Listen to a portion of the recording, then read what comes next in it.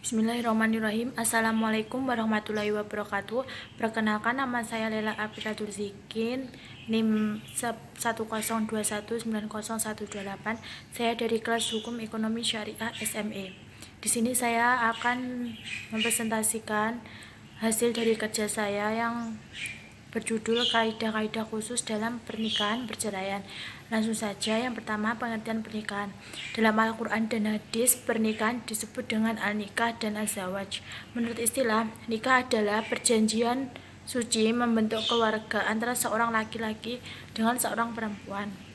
Menurut fikih, nikah adalah salah satu asas pokok hidup yang paling utama dalam pergaulan atau masyarakat yang sempurna.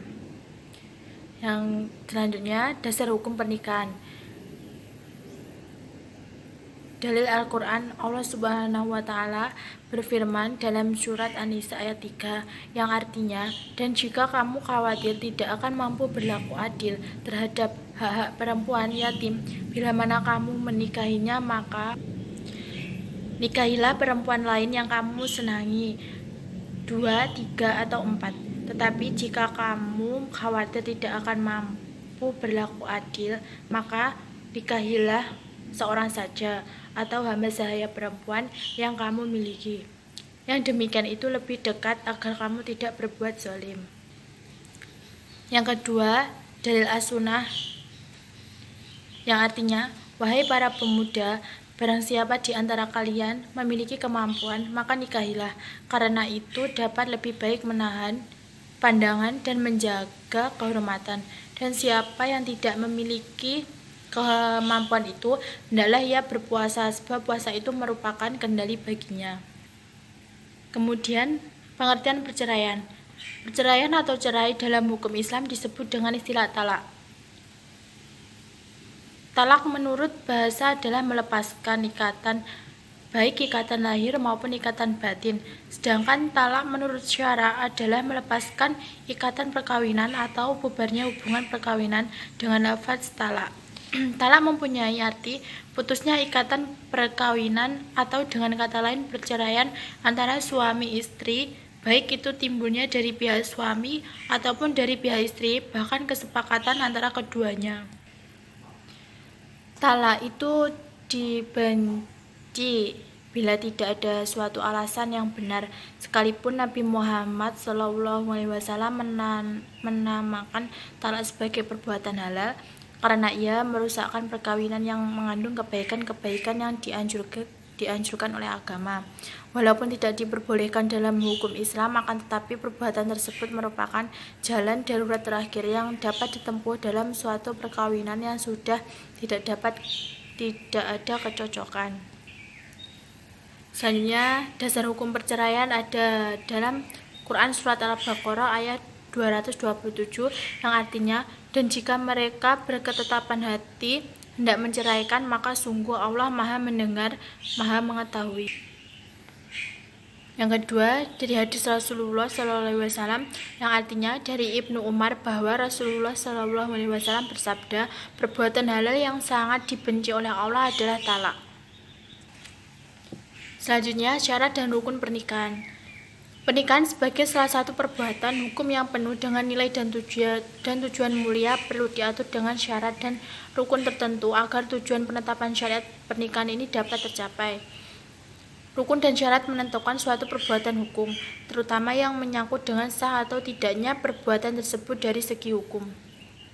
Adapun syarat dan rukun pernikahan secara umum adalah, yang pertama, calon suami syaratnya beragama Islam, pria, orangnya diketahui, sukarela, tidak sedang beristri lebih dari 4 orang, bukan mahram calon istri, tidak sedang ihram. Yang kedua, calon istri syaratnya beragama Islam, wanita, orangnya diketahui, tidak dipaksa, tidak sedang ihram, bukan mahram calon suami, tidak terikat perkawinan dengan orang lain, dan tidak dalam masa iddah. Selanjutnya, wali adalah seorang yang bertindak atas nama mempelai perempuan dalam suatu akad perkawinan. Syarat wali Islam, balik, berakal sehat, laki-laki, merdeka, dan adil. Yang keempat, 2 orang saksi. Syaratnya Islam, balik, berakal sehat, laki-laki, merdeka, adil, dapat mendengar dan melihat, hadir dalam ijab kabul, dan mengerti maksud akad pernikahan. Selanjutnya, ijab dan kabul syaratnya ada pernyataan mengawinkan dari pihak wali yang menyatakan bahwa wali telah rela menyerahkan anak perempuan itu untuk dikawinkan dengan calon mempelai pria. Yang selanjutnya, sebab-sebab putusnya pernikahan. Putusnya pernikahan dalam hal ini berarti berakhirnya hubungan suami istri. Putusnya pernikahan itu ada dalam beberapa bentuk, tergantung dari segi siapa sebenarnya yang berkehendak untuk putusnya pernikahan itu. Dalam hal ini ada 4 kemungkinan, di antaranya yang pertama, putusnya pernikahan atas kehendak Allah Subhanahu wa Ta'ala sendiri melalui matinya salah satu seorang suami istri. Dengan kematian itu, dengan sendirinya berakhir pula hubungan pernikahan. Yang kedua, putusnya pernikahan atas kehendak suami oleh alasan tertentu dan dinyatakan kehendaknya itu dengan ucapan tertentu. Putusnya perkawinan dalam bentuk ini disebut talak. Yang ketiga, putusnya pernikahan atas kehendak istri karena si istri melihat sesuatu yang menghendaki putusnya pernikahan, sedangkan si suami tidak berkehendak untuk itu. Kehendak untuk putusnya pernikahan yang disampaikan si istri dengan cara tertentu ini diterima oleh suami dan dilanjutkan dengan ucapannya untuk memutus pernikahan itu. Putusnya pernikahan dengan cara ini disebut khulu.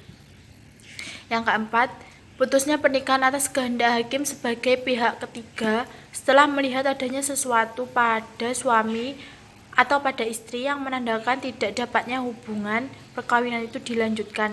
Putusnya pernikahan dalam bentuk ini disebut fasakh. Sekian presentasi yang dapat saya sampaikan. Bila ada kurangnya saya mohon maaf yang sebesar-besarnya. Wassalamualaikum warahmatullahi wabarakatuh.